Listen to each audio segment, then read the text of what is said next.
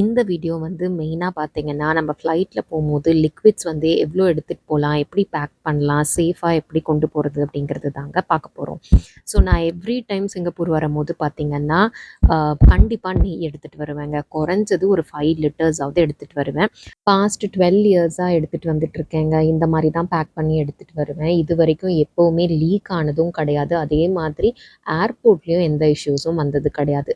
So நான் எந்த மாதிரி பேக் பண்ணுவேன்னு சொல்கிறேன், பார்க்கலாம் வாங்க. ஃபர்ஸ்ட்டு வந்து இந்த மாதிரி ஜூஸ் பாட்டில் ப்ரிஃபர் பண்ணிக்கோங்க. நார்மல் வாட்டர் பாட்டில் விட ஜூஸ் பாட்டில்ஸ் வந்து கொஞ்சம் கூட ஸ்ட்ராங்காக இருக்கும். ஸோ அதை ஓப்பன் பண்ணி நல்லா வாஷ் பண்ணிவிட்டு ட்ரை பண்ணிவிடுங்க. சன்லைட்டில் வச்சு ட்ரை பண்ணிங்கன்னா அதோட ஸ்மெல், அந்த ஜூஸோட ஸ்மெல் வந்து கம்ப்ளீட்டாக போயிடும். அதுக்கப்புறம் ஒரு ஃபனல் வச்சு கீயோ இல்லை ஆயிலோ உங்களுக்கு என்ன லிக்விட்ஸ் வேணுமோ அதை பேக் பண்ணிடுங்க. பாட்டில் கேப்பை வந்து மறக்காமல் நல்லா டைட்டாக க்ளோஸ் பண்ணிவிட்டு அதுக்கு மேலே வந்து ரேப் பண்ணுங்கள். ரேப் பண்ணி முடிச்சதுக்கப்புறம் அகெயின் ஒரு பிளாஸ்டிக் கவரோ இல்லை ஃபாயில் பேப்பரோ வச்சு திருப்பவும் ரேப் பண்ணிக்கோங்க. ரேப் பண்ண கையோட லைட்டாக ஃப்ரிட்ஜில் வச்சிங்க அப்படின்னா அந்த ஆயில் வந்து லைட்டாக ஃப்ரீஸ் ஆகிடுங்க, கட்டி ஆகிடும். அதுக்கப்புறம் நீங்கள் பெட்டியில் எடுத்து வச்சிடலாம். நெக்ஸ்ட் வந்து பார்த்தீங்கன்னா லிமிட்ஸ் எவ்வளோன்னு பார்த்துடலாங்க. ஒருத்தர் வந்து 2 லிட்டர்ஸ் ஆஃப் ஆயில் எடுத்துகிட்டு வரலாம். என்ன ஆயிலாக வேணால் இருக்கலாம். 2 லிட்டர் வரைக்கும் கண்டிப்பாக அலோவ் பண்ணுவாங்க.